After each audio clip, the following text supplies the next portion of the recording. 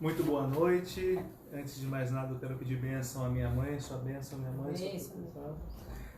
Nós queremos falar que estamos em época de pandemia, portanto, tomamos todas as precauções condizentes à saúde, não só da minha mãe de santo, da autora desta live, como também das pessoas que estão participando dessa gravação. Ficamos em quarentena, ficamos em resguardo, estamos com a saúde em dia, com nossos testes clínicos todos adequados, portanto, temos condições de estarmos aqui presencialmente.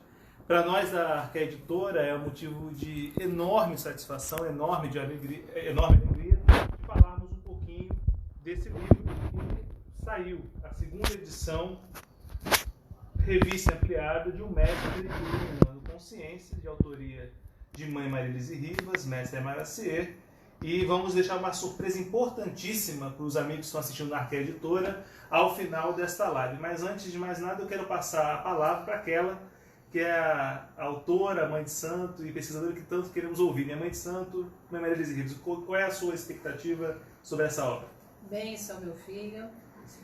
Macoyuma, Tobá, Colofé, Axé, Saravá, salve, salve, Aranauã. É com imensa alegria que hoje nós estamos aqui para relançar este livro, Mestre Iluminando Consciência. A minha expectativa com o relançamento deste livro é a mesma de 18 anos atrás, de contribuir com as pessoas com uma reflexão sobre o lugar de filho de santo, filha de santo, de discípulo e de discípula. Como que este lugar é um lugar que precisa ser construído, assumido e vivido como tal. Quando nós falamos em comunidades, terreiros, tem o pai, a mãe de santo e tem os filhos e filhas de santo, os mestres e mestras e os discípulos e discípulas. O mestre está lá, a mestra está lá naquela casa, mas o discípulo é algo em construção. Então esta obra vem falar de como isto se dá. Perfeito. E eu tenho aqui um exemplar da primeira edição. Não sei se todos... Então vamos colocar aqui, João. Um ao lado do outro, né? O primeiro exemplar, esse exemplar foi publicado no ano de 2002. Na ocasião, o mestre Arapiaga, o pai Rivas, estava vivo. A senhora fez um tributo, uma oferenda viva a ele, né? E eu tive a felicidade de ter então a senhora como uma iniciada mais velha da casa, com uma dedicatória para mim. E anos depois eu tive a felicidade de ser agora o seu discípulo e ter a sua mão em minha cabeça. Como é que é essa relação da senhora que aqui era uma discípula, a mais velha discípula da casa, e nesta obra a senhora é a mestra raiz da humanidade esotérica? Como é que foi essa passagem? É justamente o processo. Nós não entendemos a iniciação como algo pontual e definitivo. A nossa tradição defende a iniciação como um grande processo. E dentro deste processo, cada um tem seu destino.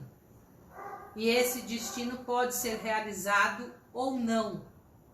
Aliás, para você ser um iniciado ou uma iniciada, você precisa ter isso no seu destino antes de nascer. Não é algo aleatório, qualquer pessoa, e também não é algo elitista que é para poucos, né? Não é isto. É uma condição que você traz com você e isto vai se desenvolvendo. Eu quero falar uma coisa sobre a primeira edição. A primeira edição foi lida pelo meu pai de santo. Perfeito. Ele concordou com o que estava aqui. Porque se ele não tivesse concordado, teria retirado a obra. Então essa obra, eu digo sempre que foi um tributo para ele em vida.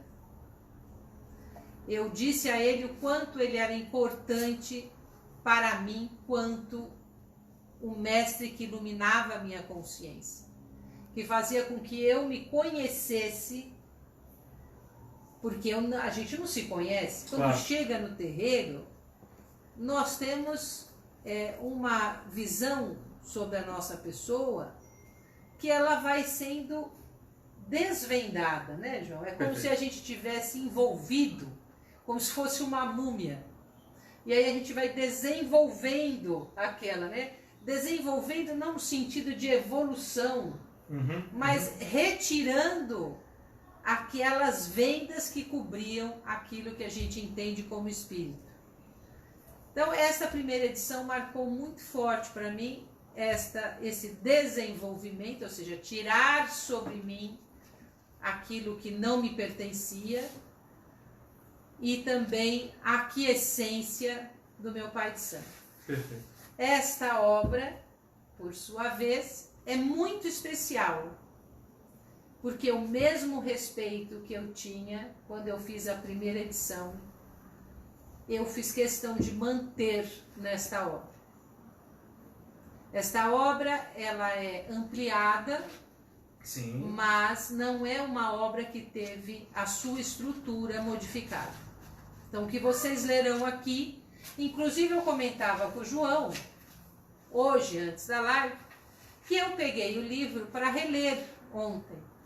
E eu olhei uma determinada parte e falei, será que eu escrevi isso hoje? Será que eu escrevi para essa edição? Isso seria o que eu falaria hoje. Perfeito. E no final eu peguei a edição do João, que eu não tinha em mãos aqui, e fui abrir exatamente na página e falei, não, isso já estava escrito em 2002.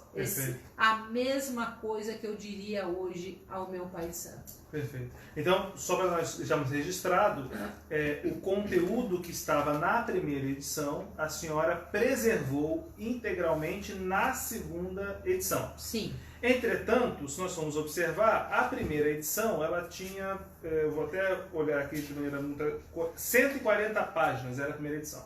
Já a segunda edição, que está revista e ampliada, permita chamar, é minha mãe, então eu tenho que chamar de minha mãe, né? Não poderia ser de outra forma. Minha mãe, são 300 páginas, ou seja, houve realmente um acréscimo de conteúdo significativo. A senhora, nessa segunda edição, a senhora procurou trazer que aspectos adicionalmente à primeira edição, por gentileza? Primeiro, na primeira edição eu era filha, na segunda eu sou mãe. Eu tive um processo dentro da minha comunidade de sair da qualidade de irmã e ser absorvida na qualidade de mãe. Este processo, ele vinha sendo construído, mas nós tivemos um período de maior assimilação deste lugar, porque você não tira uma pessoa e põe outra. Tanto é que no santo a gente dá 1 ano de interdito, porque é assimilação tanto do axé da pessoa que se foi de reduzindo, como o axé que é nosso, ele ir sendo colocado naquele lugar. Perfeito. Mas a ampliação se deu porque há aqui 2 coisas distintas que ampliaram a obra. A voz dos meus filhos e filhas de santo, muitos deles anteriormente, meus irmãos e irmãs de santo, que puderam falar sobre esse trânsito, sobre esta condição, né? Também de deixar de ser irmão para ser, ou irmã para ser filho e filha. Perfeito. A segunda é um fato histórico. Poucas pessoas hoje, né, do terreiro, sabem que em 1989, quando a divulgação da obra Protossíntese Cósmica, que foi um grande evento, né, ao período, logo após a assunção do Pai Rivas à condição de mestre raiz da Umbanda Esotérica, e também a separação dele da esposa à época, e o nosso casamento, que as pessoas foram embora do terreiro. Sim, as pessoas se afastaram. Os filhos e filhas de santo foram embora. Não aceitaram isso e foram embora. Certo. E à época, isso eu vim descobrir, né? Nós temos um código de ética à instituição desde essa época. Mas... Desde 89. Desde 89. Certo. Só que eu peguei a letra do Pai Rivas, do Mestre Arapiaga, e eu coloquei aqui ao final da obra esse relato dele, pessoal, dessa construção do código de ética. Então são essas 2 questões que somaram algumas páginas a mais à obra. Perfeito. Então, só para deixar registrado, bem, todos os amigos e amigas que adquiriram a obra, alguns adquiriram com a opção do autógrafo. Bem, normalmente nós faríamos uma festa de lançamento presencial, como toda a Casa de Santo, não é mesmo, minha mãe? Mas diante da pandemia, a Arca Editora desenvolveu essa saída de trazer os livros para a casa da nossa Mãe de Santo, da Maria Luísa Ribas, da Mércia Maracier, e aquelas pessoas que adquiriram um livro com autógrafo, ela vai autografar alguns dos livros que aqui mesmo ao vivo e depois os restantes offline, e você receberá na sua casa. Mas já em primeira mão, como a IA colocou, nós temos aqui o Código de Ética da Ordem Iniciática do Cruzeiro Divino, Reflexões 30 anos depois. Então aqui tem um texto com a introdução da nossa querida Mércia Maracier. Mas você me dá licença, claro, João? Por que entrou aqui? Porque isto é na voz do Pai de Santo, como é que ele acha que tem que ser a relação entre mestre e discípulo? Perfeito, perfeito. Entre discípulos e discípulos. Perfeito. Então, esse código de ética é quando ele vê o conjunto do que é um terreiro, do que é a comunidade de santo. Então, ele o sistema da comunidade de santo, da instituição, com o sacerdote ou sacerdotisa, entre os irmãos de santo. Então, este sistema interdependente que requer uma ética. Perfeito. Perfeito. Então, isso é uma contribuição reflexiva para as comunidades de santo. Porque, assim como ele trouxe isso, e foi um amadurecimento dele como sacerdócio, isso pode também nortear outras comunidades de santo a reflexões. Perfeito. E eu acho interessantíssima essa questão de introduzir o código de ética, né? Porque acho, como discípulo da senhora, acho que eu posso afirmar isso de maneira categórica, na nossa casa existe uma grande preocupação com a relação ética, né? Entre o discípulo e seus irmãos e irmãs, e o discípulo e a sua mestra de iniciação. E aqui eu achei de muito bom gosto da editora e da autora de colocarem a letra do próprio sacerdote. Na época de 1939, foi feita aqui uma transcrição à sua esquerda, de quem vê, né? E à direita uma imagem, ou seja, foi digitalizada a letra do Baba Ribas, do mestre Arapiaga, então se transforma também num registro histórico, né? Exato. Uma oferenda que se faz vivo. Bem, nós estamos aqui ao vivo, e eu estou com o equipamento aqui ao meu lado, acompanhando. Caso você queira fazer alguma pergunta para a Mércia Maracier, trazer as suas questões, né? O Atos também está aqui nos ajudando, vai trazer qualquer tipo de observação e pergunta, vai fazer uma live mais interativa. Mas, seja na primeira edição, na segunda, que nós estamos aqui em mãos, minha mãe, a senhora vai falar um pouquinho dessas fases do discipulado, desse caminhar do discipulado dentro da iniciação. De uma maneira mais sucinta, resumida, a senhora poderia trazer um pouquinho de uns pitacos do que está na obra da senhora em relação a essa jornada iniciática? O que eu pude observar na minha experiência na vida de terreiro é que essas fases elas não se modificam muito. São fases que elas podem ser mais curtas, mais elásticas para cada pessoa, mas elas passam por estas fases. Eu coloquei, se eu não me engano, 4 ou 5 fases, né, João? Porque eu ainda não reli, mas é entre 4 ou 5 fases. 5 fases. E estas fases, elas começam a falar, primeiro, do impacto que a pessoa tem ao chegar ao terreiro com uma visão social. Ela chega ao terreiro com uma visão de um ser social.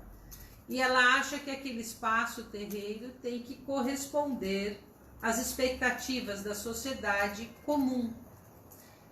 E o terreiro ele tem as suas regras de um outro âmbito social, né? Perfeito. Então, o primeiro impacto e a primeira parte desse processo da vida no terreiro é você perceber que aquele mecanismo não é o mecanismo que você vive fora. Não é um mecanismo alienante. Eu gostaria de frisar isso. Não é um mecanismo alienante, é um mecanismo diferente, mas não alienante. Porque a nossa sociedade me impele a não pensar em você. A nossa sociedade nos impele a sermos individualistas. eu chego no terreiro, eu tenho que pensar como é que aquele irmão ou irmã de santo vai se sentir. Perfeito. Como é que isso acontece? Então, muda essa dinâmica da alteridade. E nessa fase, raramente a gente enxerga a grande capacidade do pai e da mãe de santo. A gente acha que ele é um robô, que a gente aperta o botão, ele incorpora e pronto. Sim, um processo mecânico. Isso, um processo mecânico.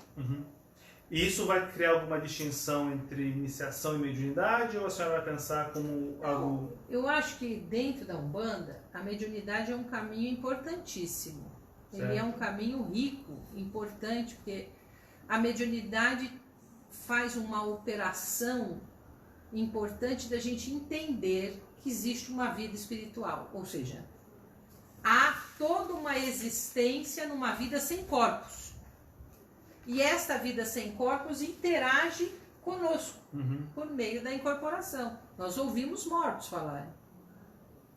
Perfeito. Não é? E esse é o primeiro momento da mediunidade. E outra, aceitar uma outra consciência, atuar na sua consciência. Porque a mediunidade já tem um aspecto de fazer você despertar para essa realidade espiritual e ao mesmo tempo de fazer com que você aceite a atuação de uma outra consciência sobre você. Mas ainda não o mestre ou a mestra. Nós temos aceitação do caboclo, do preto velho, da criança, do Exu, mas temos resistência a um ser humano a interferir na minha dinâmica de vida. Perfeito. Talvez que o ser humano seja um ser humano com as suas peculiaridades, mas um ser humano com mais experiência do que eu tenho. A gente procura um pai e uma mãe de santo porque ele tem mais experiência. Um mestre e uma mestra, ele conhece coisas que eu não conheço, caminhos que eu não conheço. Se eu conhecesse, eu seria mestre ou mestra. Perfeito, perfeito. E esse caminho, dentro da OECD, da Ordem Sete, nós vamos já falar sobre o jubileu dos 50 anos, uma data especial para a nossa casa e para a Arca Editora, que nasceu, né, com um projeto ainda em vida do pai Ribas, mestre Arapiaga. Mas esse processo da iniciação, ela pode sofrer interrupções, ou seja, um filho de santo pode se vincular com a senhora, o discípulo pode se vincular com a mestra, cortar essas relações, depois voltar, ou é um processo contínuo na visão da senhora? Bom, a iniciação é uma relação de cumplicidade no sentido não pejorativo da palavra. A cumplicidade no sentido de compartilhamento de vida. Você imagina se você é casado, João?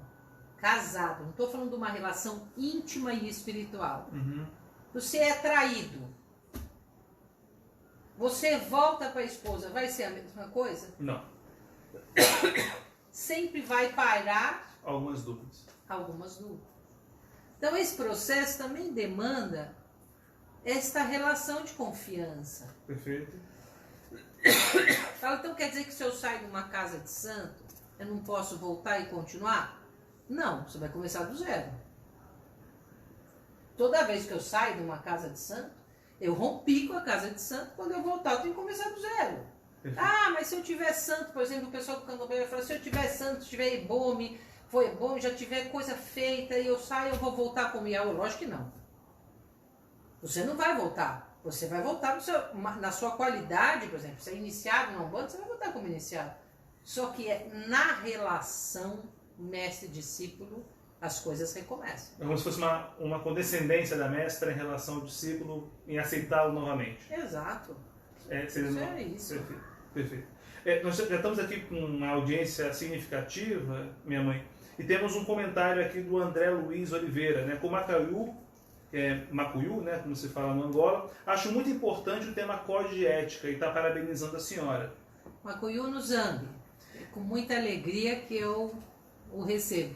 E na sequência, o seu filho, o Rodrigo Garcia, está perguntando, bênção, Iá, é possível perder a iniciação? E quais seriam as consequências para a pessoa abandonar o mestre ou a mestra? Né? Olha, perder a iniciação é um negócio, a gente pode ter quebra de axé, como a gente fala. Se eu vim de São Paulo para Itanhaém, eu já fiz o caminho. Né? Eu fiz esse trajeto já está feito. Agora, eu posso ter uma perda de memória desse trajeto. Perfeito. Eu posso ter laivos de como foi esse caminho. Isso acontece. E por isso que é importante a gente não romper. Isso que eu gostaria que vocês entendessem. O ideal é você seguir com seu pai e sua mãe de santo e saber que seu pai e sua mãe de santo sabem o caminho, o trajeto que é aquele que você vai fazer. Uhum. E vai te orientar nisso, você precisa confiar nele. Uma relação de cumplicidade, de confiança. Às vezes eu posso não saber, não entender, mas eu tenho que confiar que meu pai... O mestre falava uma coisa muito interessante. Olha, se o mestre Pacani, o pai mata, for pro inferno, eu vou com ele, porque ele vai ter a chave. Perfeito, você fala isso mesmo. Ele sempre falava isso. Exato. Por quê? Ele tinha confiança plena. Aquela cumplicidade positiva. Exato, exatamente. Eu não vou duvidar do meu mestre, eu vou com ele. Perfeito. Agora, para a gente poder posicionar os nossos amigos leitores e leitoras, dizendo que no site arqueeditora.com.br já pode ser solicitado o livro comprado, né? E todos que já compraram na pré-venda, a partir de amanhã já começará o início das postagens, né? Então você que comprou na pré-venda, fique tranquilo, fique tranquila, que já estará na sua residência um desses exemplares. Existe uma questão importante, né? Porque existe a OECD, que este ano está completando 50 anos, e se você vai falar um pouco disso, é muito importante. Existe o TUL, né? Existe a OECD, existe o TUL, existem outras casas que são relacionadas à OECD. A gente poderia, talvez, ajudar o nosso leitor, nossa leitora, posicionando um pouquinho essas instituições. O que é a OECD, minha mãe, por gentileza? A Ordem Iniciática do Cruzeiro Divino é uma instituição religiosa sem fins lucrativos, que foi fundada por Pai Rivas na década de 1970. Ela oficialmente, porque oficiosamente ela já existia, ele já vinha amadurecendo essa instituição. Então, logo, a Ordem Iniciática do Cruzeiro Divino teve uma existência institucional antes do Pai Rivas receber a sucessão. Quando ele recebeu em 1988, perfeito, a Ordem já tinha 18 anos de existência, uma vida e uma trajetória religiosa. Perfeito. Então, quando chegou a sucessão, que é a Umbanda Esotérica, ela foi incorporada a essa instituição. Então, imagine um guarda-chuva, né? Ela entrou debaixo desse guarda-chuva. Certo. Certo? Perfeito. E assim como tem outros terreiros que estão debaixo do guarda-chuva chamado Ordem Iniciática do Cruzeiro Divino. Perfeito. Então a OECD é uma instituição fundada pelo Pai Rivas, pelo mestre Arapiaga, que hoje está sob a direção, né, espiritual e a gestão administrativa da senhora. E especificamente no núcleo que a gente chama de Umbanda esotérica ou iniciática, né, que são fases. Ela se tornou a Casa Raiz. Ela é a Casa Raiz. Casa Máter, para o Pai Rivas foi passado, direto do Pai Mata. Perfeito. A sucessão da Umbanda Esotérica, ela se tornou a Casa Máter, ou seja, é o Mestre Raiz, e dele veio para as minhas mãos como sucessora, porque eu fui apontada por ele para continuar o legado. Perfeito. O que causa, João, alguma estranheza nas pessoas que diziam assim, mulheres em Pai Mata não poderiam ocupar cargos de direção de terreiro, deter a tradição. E acho que esta é a grande confusão que as pessoas fazem. Porque isto foi escrito acho que em 1956 e foi até 1977, né? Sim, verdade. Mas depois desse período, o Pai Rivas foi retificando algumas questões que eram lá de décadas passadas. Ele Sim. foi dando lugar e centralidade a algumas questões. Eu não lido neste livro sobre essas questões. Ok. Perfeito. Não fala, que é a relação mestre-discípulo, que eu tive a honra de ser discípula dele por 38 anos. Ou seja, só deixei de sê-lo quando ele foi para o mundo dos mais vivos. De forma ininterrupta. De forma ininterrupta. Eu nunca saí do terreiro, eu sempre vivi do lado dele. os projetos que ele fez são inumeráveis, de tanto que este homem trabalhou, esse mestre trabalhou pelas religiões afro-brasileiras. Eu acompanhei estes projetos e tive assim o privilégio de ter muitas experiências e vivências religiosas ao lado dele. Com toda certeza, né? E aí, só para a gente posicionar, o Tu, que seria a tenda de Umbanda Oriental, é uma casa que começou com o mestre Apacani, não é isso? E foi incorporada pela ordem. Foi incorporada, sendo que, se não me falha a memória, foi em 2014. Para não falhar a memória mesmo, dia 8 de novembro de 2014, foi quando foi reaberta a tenda de Umbanda Oriental aqui em Itanhaém. Nós estamos na cidade de Itanhaém, a residência. Mas eu quero dizer que o Pai Rivas nunca deixou de tocar Umbanda Esotérica. Lá na Chébio Massude. Lá na Chébio, e teve uma época na Santa Catarina. Então ele começa o Situais de Umbanda Esotérica ou Iniciática na Chébio Massude. Depois ele transita para a Avenida Santa Catarina. E depois quando desce para Itanhaém, ele traz e funda aqui, refunda, né? Usando as palavras dele, a tenda de Umbanda Oriental, que hoje a senhora dirige. Exato. É isso. E o Tu, que é a casa máter dentro da OECD Tu, né, como a senhora gosta de falar, ela possui casas que são filiadas. Sim. Né? Nós temos... É uma casa de iniciação. Uhum. Então, o Pai Rivas fez muitos iniciados e iniciadas. Muitos deles acabaram com o tempo abrindo suas casas de santo. E estas casas de santo continuam ligadas à ordem iniciática do Cruzeiro Divino. E no processo de assunção que eu tive o prazer de confirmar filhos e filhas de santo que têm casas abertas e outros que não têm, em graus que ainda não tinham sido consagrados. Perfeito, perfeito. E aí eu estou vendo aqui na página 164 da obra, que a senhora vai falar um pouco das casas filiadas, e esse material também está em Umbanda, o Elo Perdido.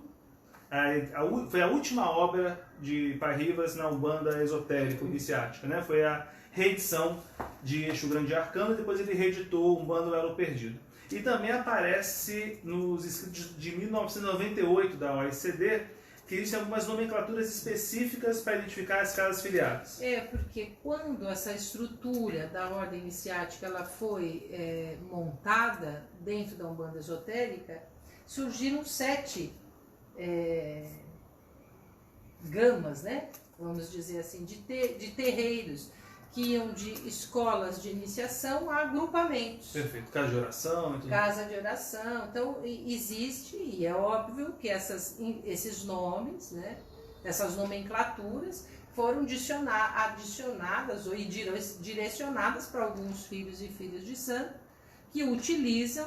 E é lógico que para usar estes nomes precisa estar ligado à instituição. Porque foi uma nomenclatura que foi desenvolvida pelo mestre Arapiaga, pela OECD. Exatamente. Que hoje a senhora detém.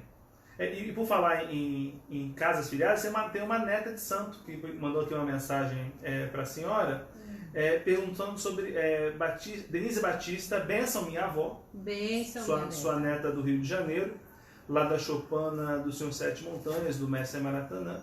A fidelidade é essencial em uma relação mestre-discípulo? Saravá. Saravá, minha filha.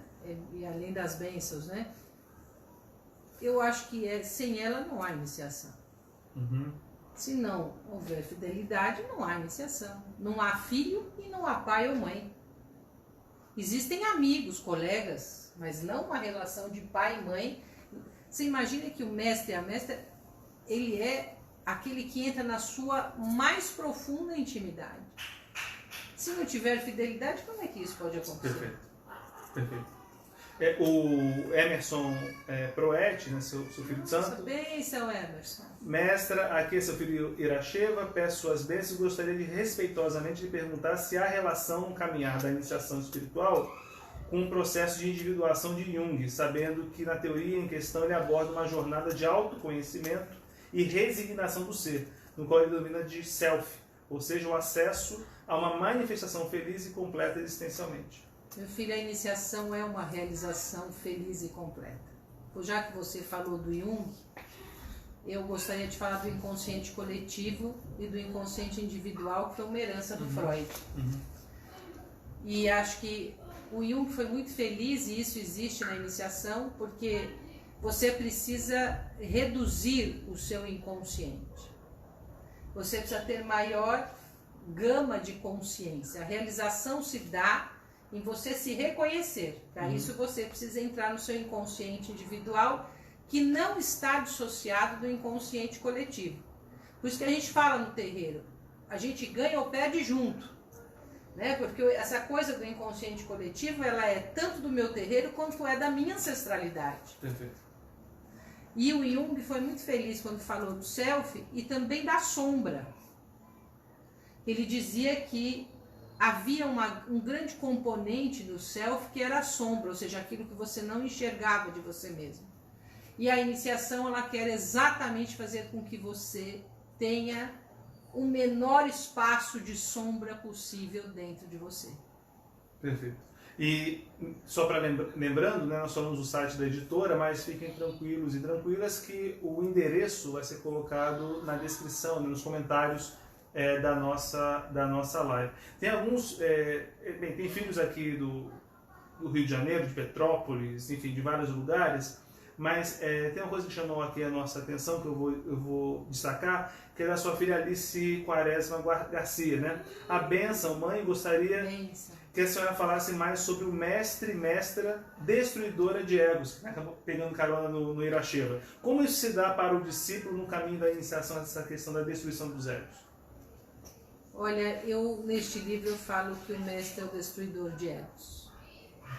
Se você pensa em você, e você tem uma centralidade em você, no seu ego, aí já não é mais em Jung, aí a gente já está entrando no Freud. No Freud, né? Perfeitamente. E de ego e superego.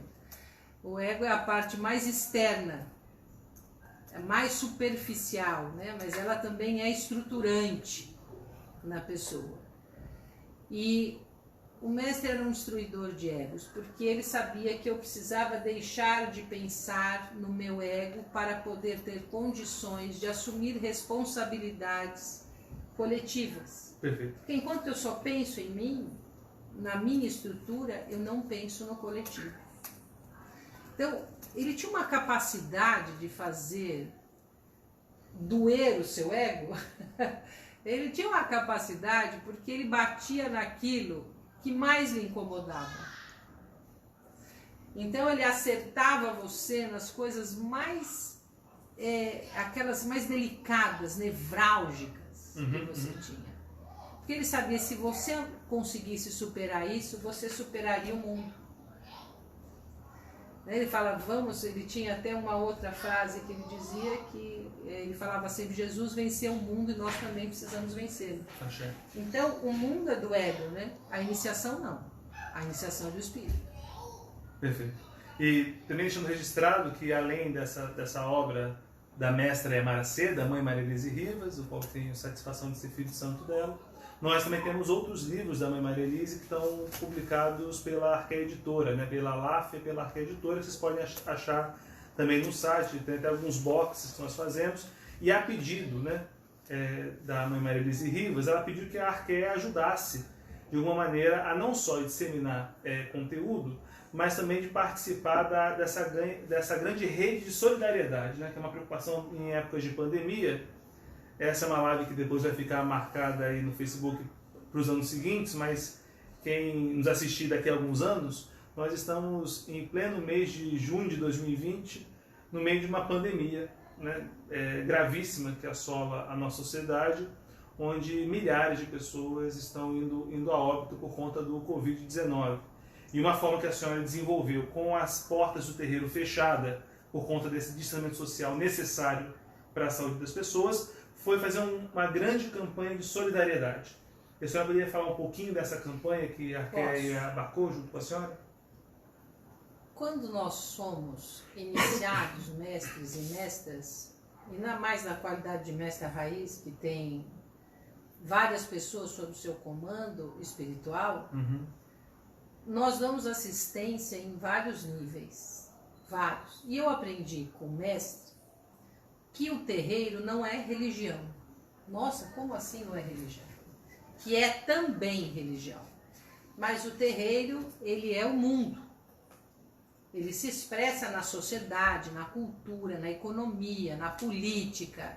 Ele tem uma ação, a espiritualidade tem uma ação na religião, mas em todos esses âmbitos. Ok. Quando o terreiro fechou as portas, que para nós é aquilo que é emergencial, quando a porta, a gira, o ritual público, é como se fosse um pronto-socorro, como ele mesmo dizia. Então aquilo é emergencial, o estrutural é a iniciação.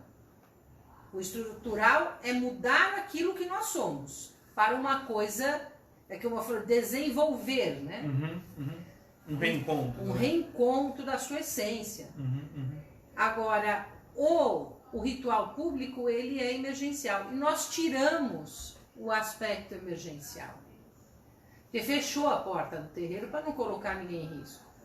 E pensando sobre as necessidades das pessoas, eu falei, vai faltar aquilo que é emergencial. E uma das coisas é o alimento. Perfeito. Aí, logo de início, começamos a campanha de solidariedade pelas cestas básicas. Para, já que eu não atendo no terreiro e possibilita algumas coisas, eu vou atender a sociedade de outra forma. Perfeito. E a Arca Editora, naturalmente, né, é uma instituição que nasceu com um projeto da OECD para a divulgação de textos de religião e ciência. Nós abraçamos essa proposta da Mãe Marilise Ribas, da Mestre Amaraciê, e todos aqueles que adquirirem os seus livros colocando o cupom de solidariedade tem desconto de 20%, né, e pode ter parte desses valores revertidos em bolsas para a instituição, né? O cupom, só para deixar registrado, é cupom Solidariedade 20. Só para deixar registrado, eu vou enfatizar, é Solidariedade 20. 20 numeral. Então, Solidariedade 20. Você adquire livros para sua informação durante o período de convalescência, que é a pandemia, e ao mesmo tempo ajuda o projeto da Mãe Marilise Ribas e sua comunidade de santo a distribuir cestas básicas, que, se eu não me engano, a senhora está na região de Itaém prioritariamente, onde ficam os seus terreiros, e ajudando também prioritariamente comunidades de santo. Exato. É isso? Nós fizemos a opção de ajudar comunidades de santo que estivessem necessitando e instituições de cultura afro-brasileira. Eu quero dizer aqui que a editora Quer começou com 10%, mas a gente já conseguiu 20%. E isso tem sido de muita valia na aquisição das cestas básicas. Nós conseguimos ampliar o número de cestas básicas nos últimos 2 meses. Que bom. Então, agradeço a Arqué que se solidarizou, né, com esta ideia. E também criou uma forma mais acessível de acesso ao conhecimento das religiões afro-brasileiras. Perfeito. Ainda voltando a essa questão das casas filiadas, porque como a mestra Amaraciê tem colocado, a iniciação requer contato, né? Requer uma proximidade física. Não se faz iniciação à distância, né? Então todas as casas que são ligadas ao OECD, que recebem nomes como Ordem do Tríplice Caminho, Ordem das 7 Confrarias, Templos das 7 Confrarias, enfim, conforme essa nomenclatura que é exclusiva ao OECD e ao legado e o direcionamento de mestra e Amaraciê, temos uma filha de santo que é mestra de iniciação também, filha de mestra Amaraciê, que é a Leila Lima, mestra Alaraciara, que manda a mensagem dela, um comentário e uma pergunta que eu me permito ler. Bênção, mestre Amaraciê, uma alegria acompanhar a reedição desta obra que foi marcante na minha caminhada e na de muitas outras pessoas. Muitas vezes a iniciação é vista como uma etapa que se chega a determinado grau e está pronto. A senhora vem deixando claro que não é bem assim, que é necessária uma renovação constante por meio da relação mestra e discípula. A senhora poderia discorrer um pouquinho sobre esse ponto? Posso, com prazer. Bênção, minha filha. A Leila é do Distrito Federal. Eu também estendo minhas bênçãos aos netos e netas do Distrito Federal. Um prazer tê-la conosco, minha filha. A iniciação eu tenho falado reiteradas vezes que é um processo. E este processo, quando você tem uma mão sobre sua cabeça, ele vai se dar para maturação ao longo dos anos. Essa maturação ela necessita do axé do pai e da mãe de santo. Perfeito. Este axé, como disse o João, muito bem dito, ele é feito por contato. Eu não tenho como passar axé para uma pessoa EAD. Não tem. Esse axé, ele tem que ser feito na transmissão direta. Uhum. Hoje, ela fala, mas hoje tem WhatsApp, tem internet, supriu essa necessidade. Não, minha gente, não supre. Não supre. Eu queria fazer aqui, não vou mexer nessa pilha que ela cai toda. A foto deste livro é muito significativa, no início, acho que no final dele, que é o mestre soprando sobre minha cabeça. Soprando. Uhum. Isso significa que ele estava estendendo a mim o hálito dele. E este hálito, ele tem axé. Agora, se você perde contato com este hálito, você perde o contato com o axé da sua casa, do seu pai de santo, da sua mãe de santo. Perfeito. Então isso é uma coisa que se mantém. Você precisa manter. Você, por exemplo, minha filha, mora longe para danar. Mas você vem até aqui onde eu estou.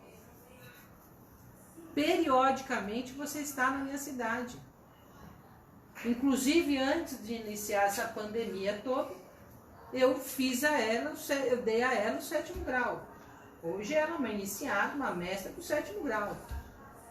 Então, feita já pelas minhas mãos, pelo meu ofó, está estendido a ela, que é justo, que toca.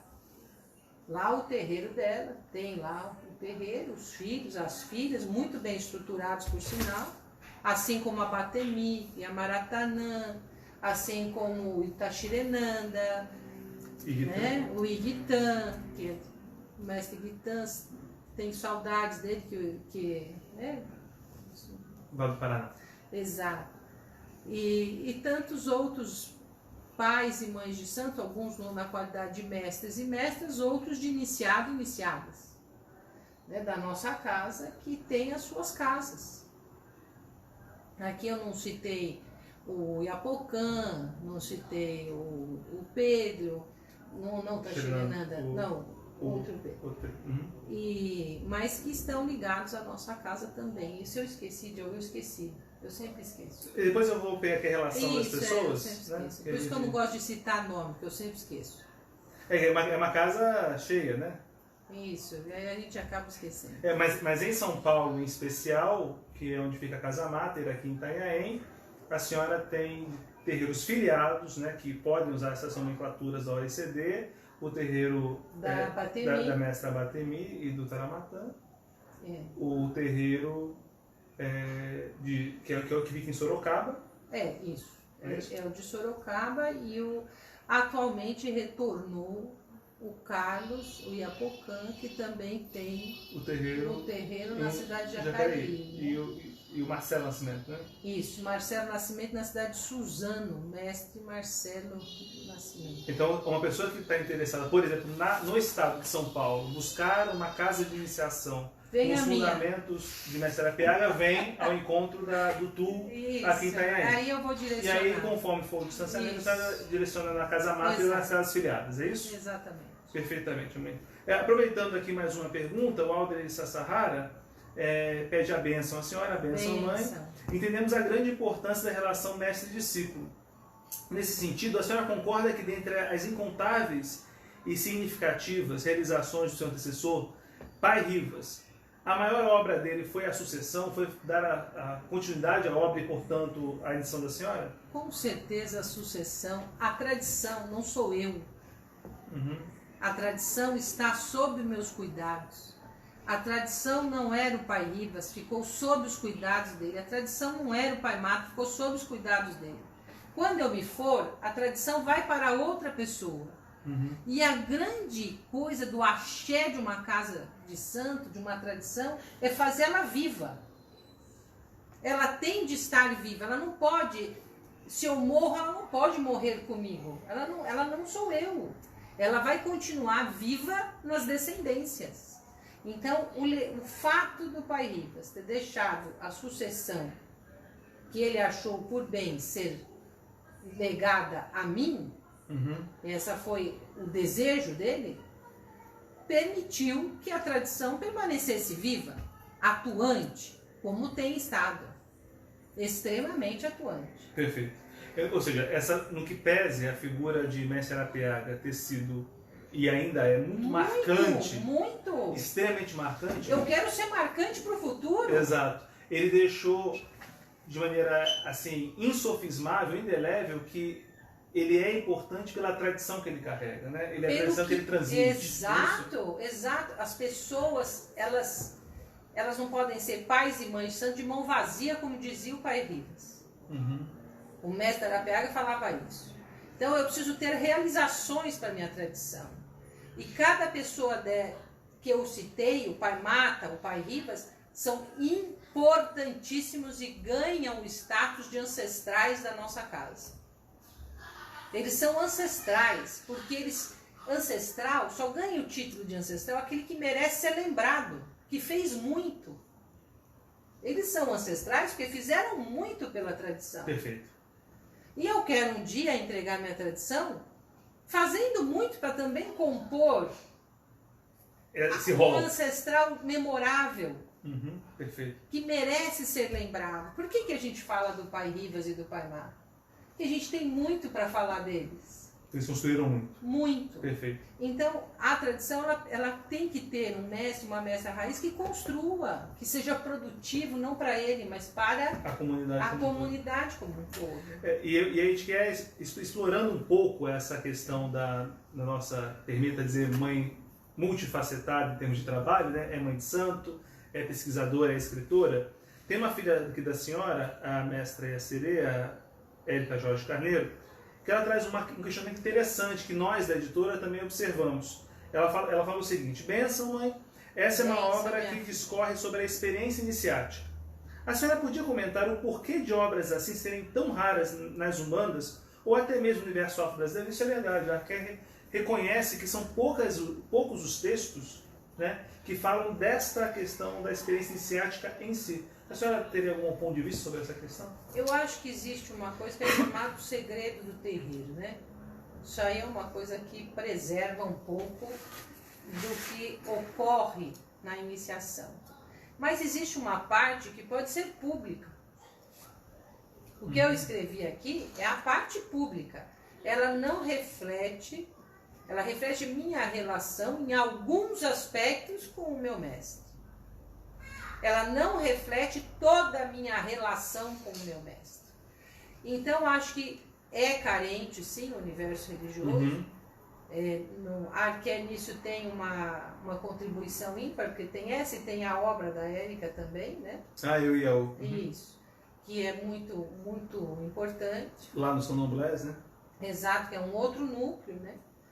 Mas ele está relacionado um pouco com essa coisa do interdito, de falar do processo, do amadurecimento. Mas, como eu falei e repito, aqui existe o lado público e esse lado público foi registrado aqui. Sim, nós estamos já começando a caminhar para a parte final da nossa live, né? Lembrando que antes de encerrarmos, temos uma surpresa, né? Hoje a surpresa foi mostrar fisicamente o livro, O Mestre Iluminando Consciências, a segunda edição revista ampliada. Quem assina a obra é a Marilise Rivas, mestre Amaracê, mestra raiz da Umbanda Esotérica Iniciática. E a senhora faz aqui na quarta capa, na verdade a editora fez a partir de um texto da senhora, uma questão interessante sobre a iniciação, né? A iniciação é o meio mais rápido de o ser humano ir em busca da realidade absoluta. Entendamos como realidade absoluta o espírito eterno e temporal, a origem de tudo. É isso, minha mãe? É, mas não menos dolorosa. É a forma mais rápida, mas talvez a forma mais dolorosa, porque ela destrói o nosso ego. A verdadeira iniciação, aquela que conta com o amadurecimento do espírito, tem que ser destruidora de egos. Perfeito. Bem, a live está correndo o Brasil afora, que acabamos de receber uma mensagem do Haroldo de Manjá, que ele é sua bênção, boa noite, sua bênção, mãe. Haroldo de Zé Basílio de Fortaleza, Ceará, pedindo aqui passagem. Para você, Haroldo, eu tenho que pedir bênção 2 vezes. Eu tenho que te pedir bênção, manhinha, que a Iemanjá é minha mãe, é mãe de Xangô. Então, em respeito, eu peço a bênção 2 vezes. E bênção por você ser das religiões afro-brasileiras e me permita desejar que meu pai Xangô lhe abençoe. E é um prazer poder estar conversando sobre este assunto com pessoas do Brasil todo. Eu não consigo, jamais conseguirei, inclusive eu escrevi nesta obra chamada Uma Carta ao Meu Mestre. Sim, perfeito.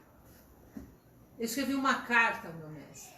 Ele mora em meu coração, ele mora naquilo que eu sou como mãe de santo, ele mora na forma com que eu penso a religião, ele mora na forma com que eu me relaciono com as pessoas. E esta carta foi para dizer um pouquinho que eu não o esqueci. Eu sei que um dia, João, eu vou ter que seguir alguns passos, que eu vou ter que recorrer aos mais velhos. Isso faz parte. Isso faz parte. E não há vergonha nisso. Há enriquecimento nisso. Né? Existe isso. Eu não posso fazer coisa para mim mesma. Perfeito. Eu não posso, isso não pode. Isso não existe. Eu não posso chegar e fazer um auto... É bom. Uma auto... consagração, isso não dá. Eu preciso de alguém que faça. O ato de consagrar é consagrar, ou seja, tornar sagrado aquilo, ele precisa de uma outra pessoa. É coletiva, né? A experiência coletiva. Isso. Além de ser testemunhal, João.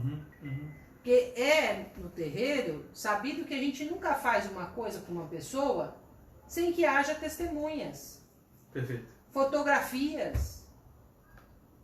Na nossa casa de santo isso era regular e ainda o é. Porque o mestre sempre fez muita questão de ser tudo documentado, filmado, gravado, ter testemunha. Ele sempre fez isso a vida toda. Porque são os meus pares que me reconhecem. Essa foi. Ela foi consagrada. Perfeito. Perfeito. São os meus pares. Então eu devo a iniciação, aqui nessa foto é possível ver que quando isso aconteceu, existiam lá pelo menos, no mínimo, 90 pessoas. No mínimo 100. No mínimo 100. Esse terreiro é muito grande, né, João? Sim. Era na Santa Catarina, aquele era gigantesco, não tinha fim. Ainda bem que diminuiu, né? E é interessante que foi nesse espaço físico, né, que a senhora foi consagrada. Aqui ainda era o 2º ciclo, mas já um grau iniciático até então nunca alçado por uma mulher, né? Foi a primeira mulher que na Umbanda esotérica ou iniciática foi alçada a esta condição. E foi nesse mesmo terreiro que, aí voltando décadas atrás, o caboclo Batão da Guia incorporou no Mestre Arapiaga, né? Foi no mesmo espaço. Porque é interessante, aqui, não quero me delongar na live, mas o Mestre Arapiaga, quando foi da Umbanda Esotérica, ele teve uma atuação muito forte de um caboclo chamado Caboclo Sete Espadas. Perfeito. Inclusive a protossíntese cósmica, o Elo Perdido, os 7 orixás, o Arcano dos 7 orixás, entre outras obras, tinham aí uma atuação ou mediúnica ou da dimensão mediunidade, que como o mestre chamava, deste caboclo. O caboclo Batão da Guia, ele sempre atuou no Pai Ribas, na Umbanda, mas não só na Umbanda esotérica. Não só. Isso foi antes, 1968, que tinha o seu Cobra Coral também, né? Que às vezes o seu Pena Branca, mas ele atuou antes e depois em outros rituais que o Pai Ribas fez na Santa Catarina. Na Santa Catarina. Que foi esse espaço que foi feita essa consagração aqui no 2º ciclo ainda. Então, Isso já estamos falando de mais de 6 anos, né? O segundo ciclo, né? Que foi feito. Mas, João, se a gente pensar historicamente, as mulheres não chegavam ao 7º grau. Não chegavam ao 6º? Não chegavam, não eram alçadas ao 6º grau, até o 5º. E ele me lançou ao 6º, ao 7º, e aí me concedeu o 7º no 3º ciclo, ou seja, ele fez uma ruptura com o Estado conservador. As socioculturais, Socioculturais da época. Ele fez, porque ele reconstruiu, ele reviu. Eu acho que cabe ao mestre e à mestra também ter esse processo crítico. Nós não podemos ser reprodutores, nós temos que ter pessoas que pensamos a religião. Uma criatividade mediúnica, né? Que a senhora disse muito, ele fala Isso, muito, né? mas repensar a religião dos padrões sociais, políticos, a gente precisa repensar isso. Perfeito. Eu não posso, hoje, entregar para o meu sucessor, quando eu for, exatamente como eu recebi, João. Eu não posso, isso significa que eu não fiz nada. Agora, isso não significa que mudou a estrutura da religião. Perfeito. Aquilo que é central, vai haver iniciação, vai haver mediunismo, haverá a lei de Pemba, haverá todos aqueles componentes que são estruturais. Esses não mudarão, que a gente chama de núcleo duro, um conceito criado por mestre Arapega, que inclusive tem no livro Escolas, muito bem retratado para quem desejar ler. Perfeito. Bem, mas nós estamos aqui encaminhando mesmo agora o nosso encerramento, lembrando que muitas pessoas estão interessadas em participar de parcerias com a Arqué Editora, não só na campanha da solidariedade, mas também para disseminar as obras da Arqué em seus espaços de trabalho ou de divulgação. Então, quem tiver interesse é só mandar vir para vendas@arqueeditora.com.br, que nós entraremos em contato para firmar as parcerias. A Janaína Carneiro escreve bênção Iá, sintam-se abraçados Iá e João, por mim e Ricardo, e desejo muito axé para a senhora. Bênção, minha filha, que orixá lhe valha hoje e sempre. Axé, palavra essa que é muito central, né, na Umbanda iniciática, né, que a senhora também ressignifica e aprofunda o conceito, e isso também tem muito a ver um pouco com a lei de Pemba, com jogos oraculares, e com a tradição Nagô. Com a tradição Nagô, né? E a senhora tá nesse jubileu dos 50 anos. Não quero te interromper, mas te interromper. Quando a gente fala tradição Nagô, tem gente que até estremece, né, João? Só que o orixá, gente, é da tradição Nagô. Ogum é Nagô.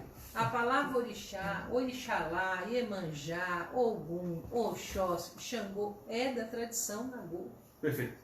Eu posso até construir mirabolantes filosofias. Mas o fato histórico. Mas o fato está ali. Não Perfeito. só histórico, como religioso, João. Perfeito. Porque dentro, eu posso ter um aspecto filosófico e teórico muito bonito, mas dentro do aspecto religioso, é da tradição Nagô. Perfeito. E essa fonte, né, que a senhora resgata e ao mesmo tempo aprofunda, né, como o mestre Arapega fez, e como o mestre Apacã também em Macumbas e Candomblés na Umbanda começa a desvelar, está se transformando numa obra inédita, é isso? É isso que nós estamos aqui? Ah, você contou a surpresa. Isso, nós temos uma obra inédita no prelo. Está no prelo. Está no prelo. Eu encerrei uma e já estou contando da próxima.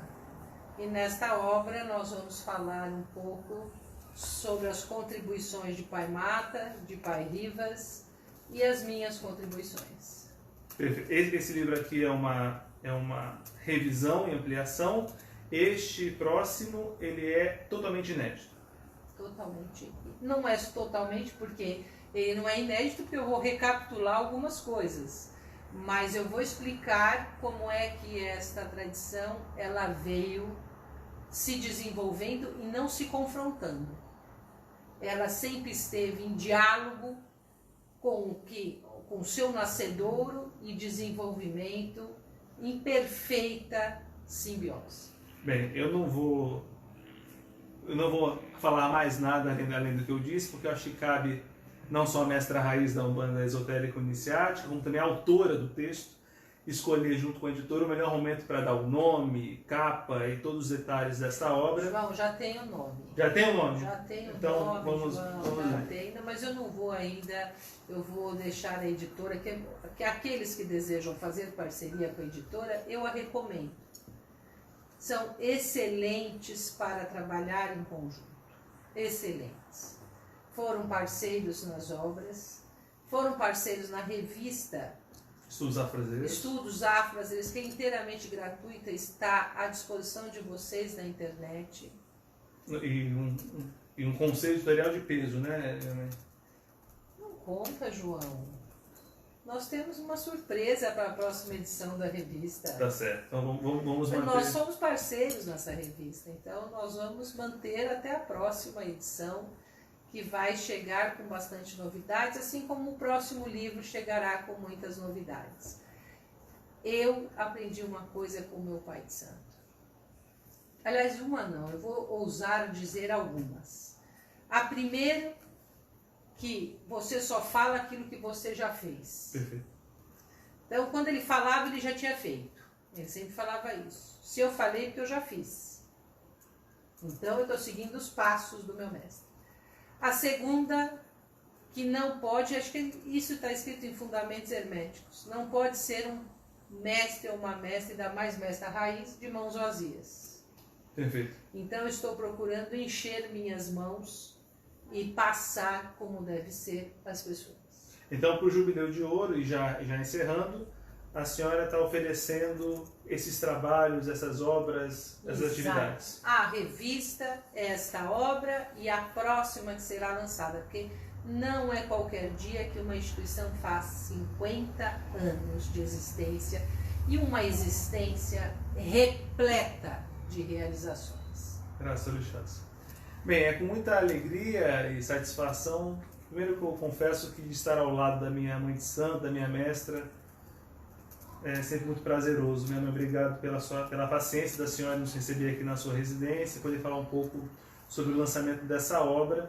Convido a todas e a todos a adquirirem, se puderem, o livro O Mestre Iluminando Consciências, um texto com 300 páginas, com um material, como a própria mestra disse, que foi na época aprovado pelo mestre Arapiaga em parte do seu conteúdo, e a parte inédita, inclusive com material histórico da OECD, com uma transcrição e uma digitalização da própria letra do mestre Arapiaga ao final dessa obra. Esse é o nosso convite da editora Arqué para todas e todos, e deixamos então as palavras de encerramento para a mestra, e logo depois nós vamos encerrar a live. Por favor, mestra, sua vez. Bem, meu filho, muito obrigada. Eu gostaria de dizer que o lugar de discípulo é um lugar honroso. E que a gente só pode ser um bom pai e uma boa mãe de santo, um mestre, uma mestra, se nós formos bons discípulos e discípulas, filhos e filhas de santo. O exercício do nosso discipulado é que determinará o nosso mestrado. E digo a vocês, honrem o seu pai e a sua mãe de santo.